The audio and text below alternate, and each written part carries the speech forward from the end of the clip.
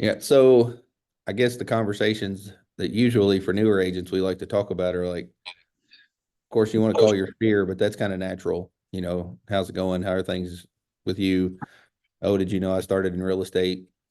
You know, if you ever needed anything, let me know. If you know anybody, let me know, helping grow my business. That's a more natural, easy conversation. But when you start reaching out to things like you want to get listings, I mean, that's where you make the money is listings. So calling for sale by owners, calling expireds, things like that.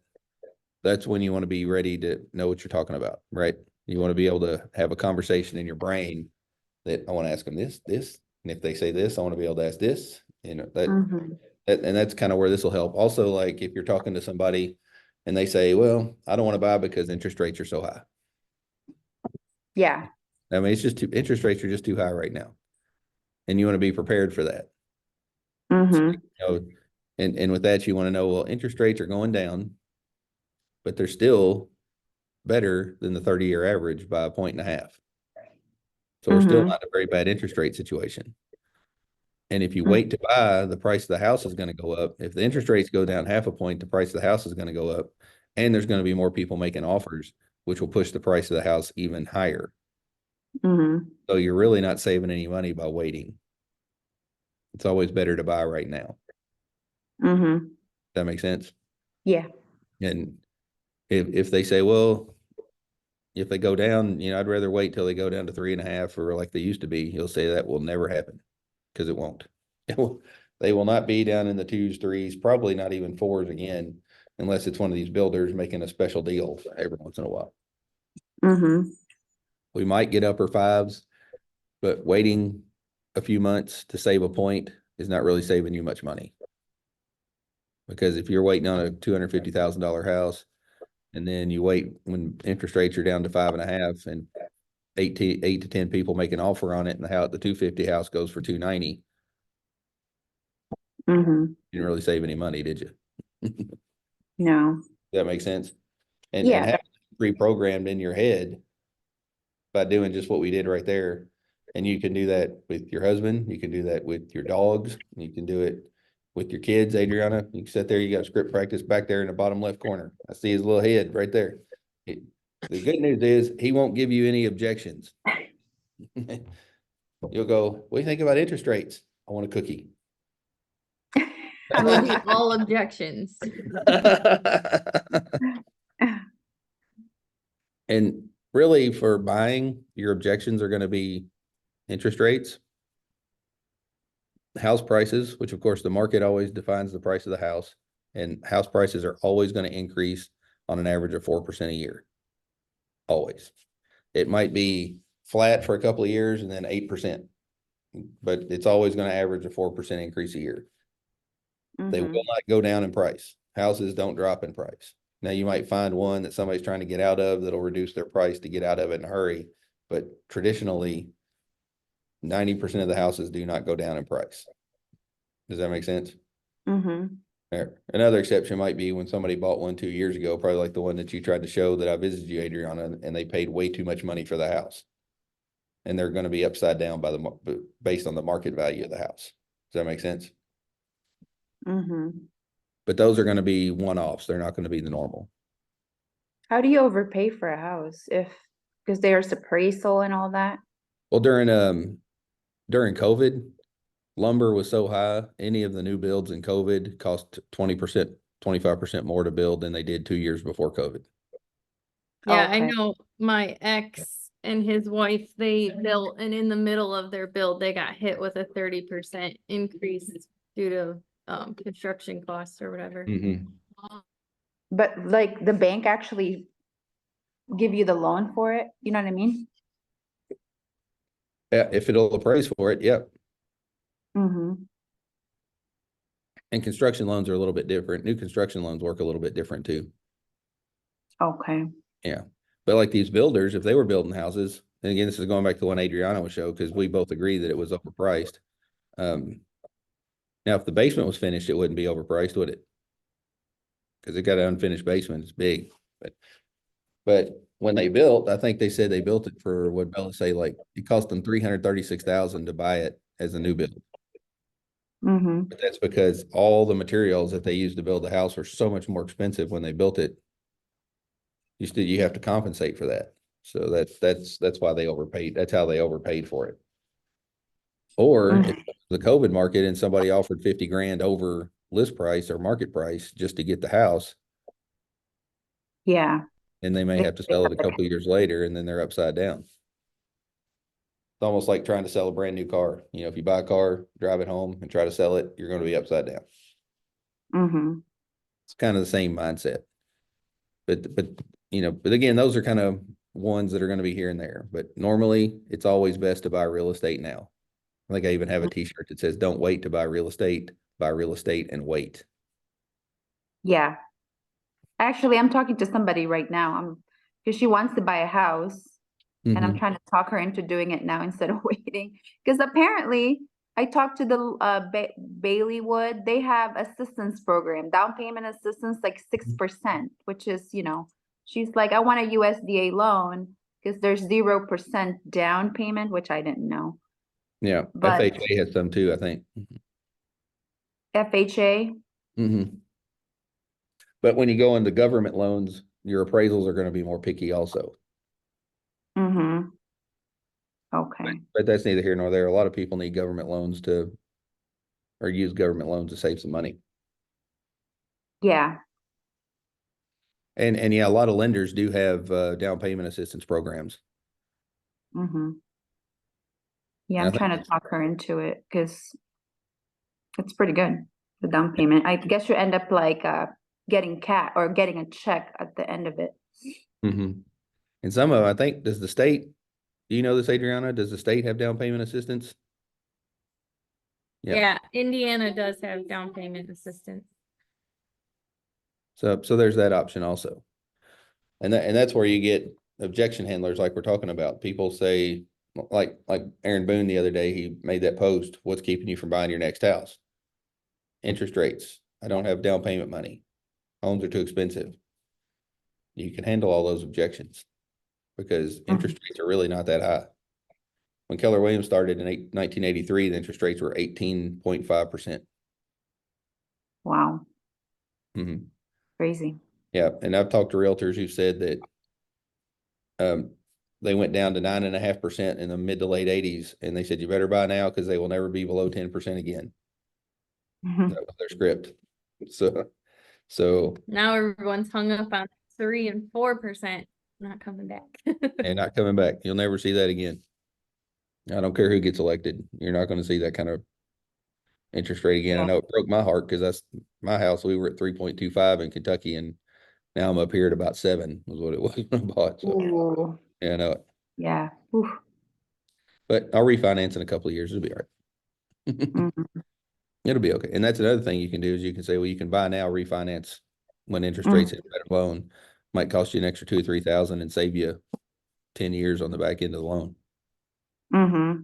So it's a good thing. And all those, we know them, you know those scripts. At the same time, you have to say them a lot to make them automatic. You understand what I'm saying there? Yeah. Yeah, and that comes with practice. It's like I think I said this quote today to a buddy of mine. It says because it's like amateurs practice to get it right and professionals practice to never get it wrong. And that's the difference in a college basketball player and an NBA player. You just got to keep saying it out loud, to the little gremlins back there. Or like I said, or your puppy or your husband, your old husbands would be great script partners because they could give you real feel objections. Those conversations are important to practice daily. I mean, we could do them here and talk about them just like we are now, and we could be more purposeful. This has been more conversation, but we could definitely be more purposeful about reading a script because the best part of it is knowing it as bullet points and making it you, right? It's not reading and memorizing a paragraph. That's not what you want to do. You want to know what you need to say and then make it the way Leia would say it. Like Adriana would make it. Adriana would say the same things. In her style, yeah. Yeah. It's just like, let's see, where did I? Where did I find some that are, Stacy and I went over, yeah, I think this one, let me pull this up real quick. I know we're getting close to 4 o'clock. Can you see the screen okay? Yeah. So like that first one right there, it's somebody tells you that I want to keep a promise to my friend or a previous agent to, to list with them. And then there's a script around that. And that would be like, if I was the agent and I said, I want to keep a promise to a previous agent that I've talked to, then it's telling me, that's great. I appreciate your loyalty. It's a quality I respect. But let me ask you this. Has there ever been a time when you decided to buy something or do something, and because a friend said, hey, no problem, when you need help, I can do it. And in the end, because you didn't ask questions, you didn't get what you wanted completely. Have you ever been there before? And I know we've all been there before, right? We've all asked a friend to do something and didn't really get the service we'd have gotten if we'd asked to ask somebody that's not a friend. Can we all agree to that? And so, well, this time it's just like that time. And with that in mind, I'm sure you can see the importance of having me, come by to at least just give you a second opinion, and it wouldn't hurt anything and it wouldn't cost you anything. Now, do you think that's a simple script to try to get that appointment with somebody? Because, buying a home is a big decision, and they need to know how important it is and be smart about it. Because sometimes if you just rely on a buddy to do it, your buddy's going to give you probably about half the attention as they would a regular client, because they take you for granted. I'm not saying that's going to happen 100% of the time, but most of the time it would. Does that make sense? But you notice they have this in bullet points. So you can appreciate loyalty, however you'd want to say that's what you'd want to remember. Let me ask you this. Have you ever hired a friend and not fully gotten what you wanted? Or would it hurt just to let me come by and give you a second opinion? So I understand this part, right? But to me, I feel like I think I feel like I've said this to you before. Like, I don't like feeling pushy. Like, I don't like to challenge people's things. Like, it makes me uncomfortable. Like, how do I get over that? Like, I want to say it to where it's not pushy, but I'm giving the information. You see what I'm saying? No, I do. I do see what you're saying. One, it's going to take practice, and and you will probably practice that on somebody, right? Like your first conversation, they may say, I worked with Adriana before, and I'll probably work with her again. Yeah. Well, I appreciate your loyalty. I said, but would it hurt to have a second opinion? I mean, that's not being all. Like, what if they say no and you say it's great because Adriana's a great realtor, you go work with her? Mm-hmm. Or if ever you need a backup, just let me know. Or Yeah. is it okay if I keep checking on you once in a while to see if you need somebody or need a backup like that, maybe? Yeah, it doesn't always, it's not always bad to be the second choice. Because, there may be a situation Adriana's out of town for a month Mm-hmm. and they're going to need to call somebody else. Adriana may be getting out of the business, and they need to have somebody that's there also. So, but also Adriana may go to that appointment and say, I can get 300 out of the house. And then you may go to the appointment and do a great CMA and say, I can get you 325. And they may go, I need Leah. Mm-hmm. Oh, this is what I get a lot of times, because obviously they know that I'm a new agent. Uh-huh. Like, how many houses have you sold? Obviously, I haven't sold anything. So how do you do that when you're new? Like, how do you market yourself to where you know what you're doing? Even if, I mean, obviously, you have people that knows what they're doing that you can ask, but how do you know? So I would say that's that's a great question. Yes, I am a newer agent. I haven't sold any houses at the moment, but I work with a company that is the best company in training their agents to be the best agents in the market. And I'm backed by 170 agents at my brokerage that have me at every turn and are there for me at every angle that I can possibly need. So if I don't have the answer to your question, I have somebody I can call right now and get that answer for you. Mm-hmm. So you're not Okay. just getting the power of Leah, you're getting the power of Keller Williams and 170 agents. Mm-hmm. That's a good one. Mhm. Okay. Because we're truly a family. So like if you have a little buying packet, which you should, or a listing packet, as you should when you go to these appointments, until you get Mhm. your own stats or you just start putting the other, say, no, I don't have any stats yet, but here's my brokerage. You know, Mm-hmm. I've got all these people and we're collaborative. We're a family. We're going to help each other. So I will be here for you. You would listen with me, wouldn't you, Adriana, if I told you that? What's that? You say she I don't would. even pay attention. I was. No, I was gonna agree with you to definitely leverage everything you have behind you, and Keller is probably the best for new agents with like their offering for training and stuff. A lot of new agents. Stop. Sorry, they're loud. That's okay. A lot of new agents that aren't even getting these opportunities, so I would definitely agree with that. And yeah, if you gave me that listing presentation, I'd list with you, Ben. And you also let them know is there's two sides to the coin, because there's a positive spin to being a busy agent and a positive spin to being a newer agent. Because you can let them know that I don't have a lot of as many clients right now, but that means I've got more time to spend on finding your home or getting your home sold than most of the agents who are busier do. So you're going to get more attention from me. Yeah, you got that new agent hunger. But on the flip side, you've always heard that if you want to get something done, give it to a busy person. I feel like that's my pitch because I have so many things going on. You know, Yeah. I'm still working in the hospital. I have like this going on. I'm flipping house on the side. Just too much. But it's people Right. know to do that stuff. Like, how would you have time to like take care of me, you know?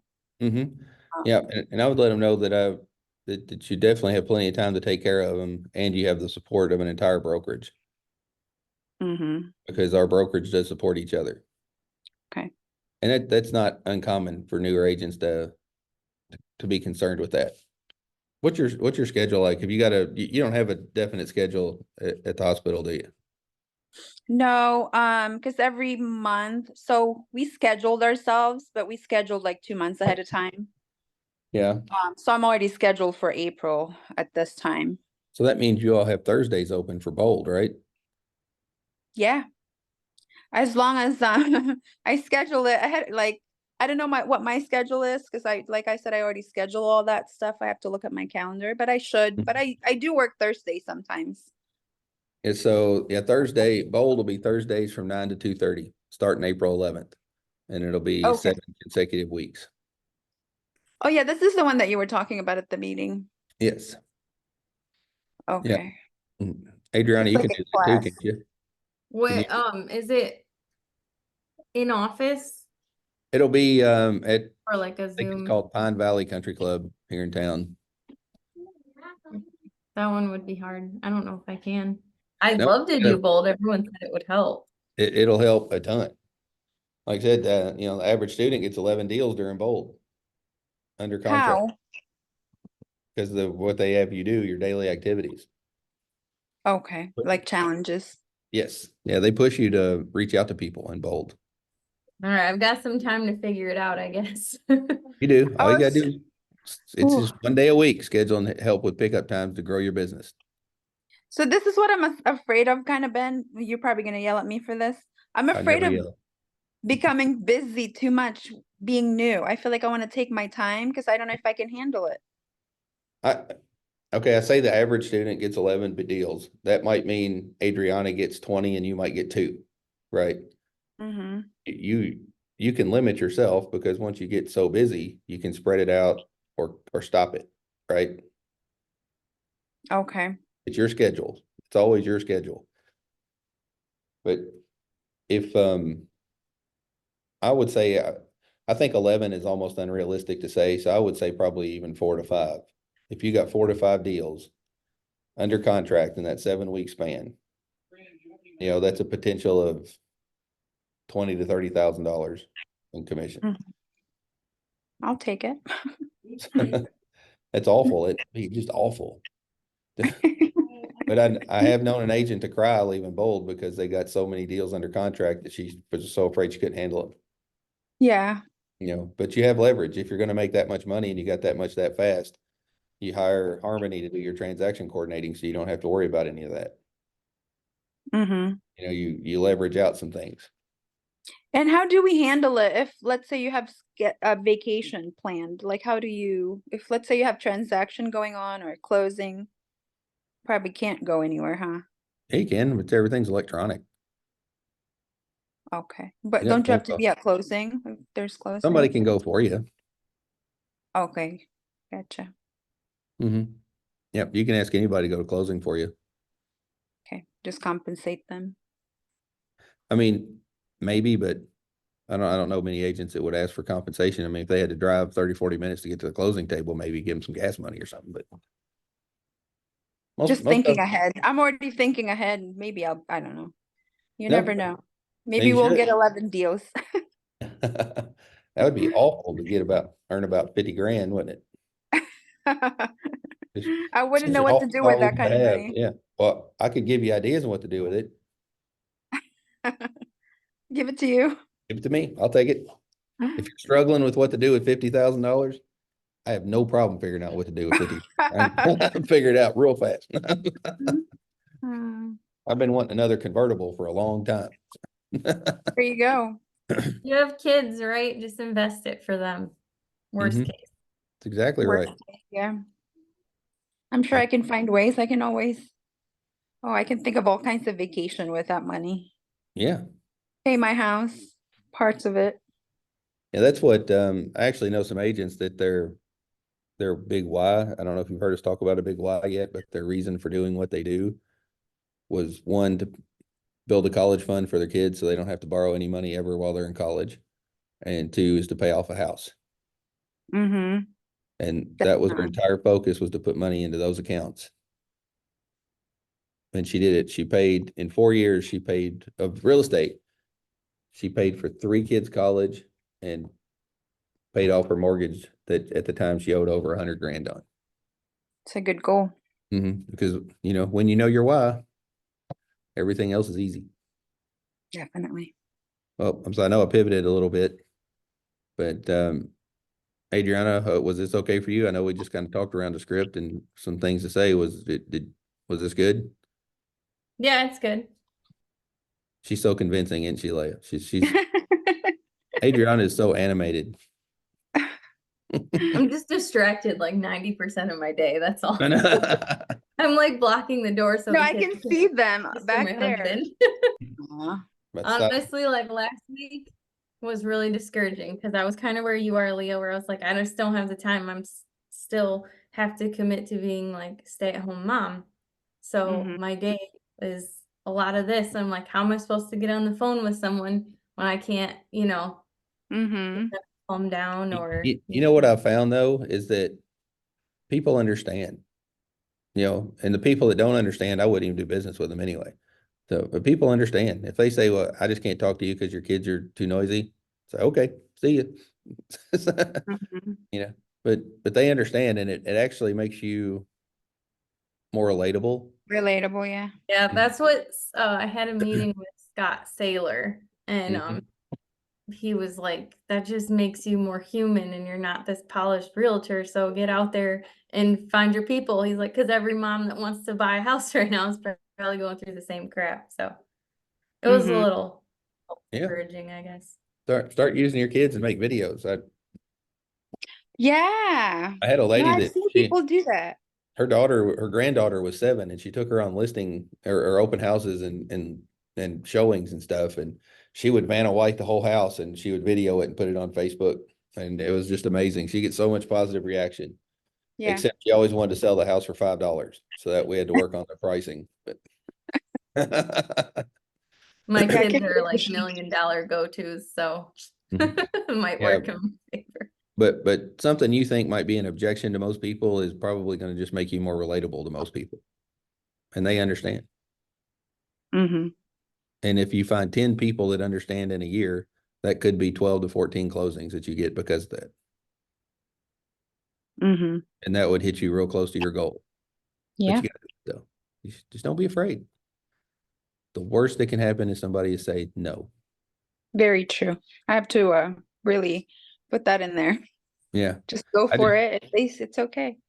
Okay. but I do need to jump off. I Thank you. appreciate you. I Thanks, Ben appreciate you guys. I'm sorry we didn't have a lot of true and script, Leah. but I, No. I know Adriana's We're not very still good. excited, but I thought it was good conversation. I'm It I was just promise I do have more than one emotion. picking, I'm just picking on you, Adriana, that's all. That's But okay. I can handle appreciate it. you guys a bunch. Thank you You very too. much. Thanks, Ben. Thank you. Have a good Bye-bye. night. Adriana. Too. Bye-bye.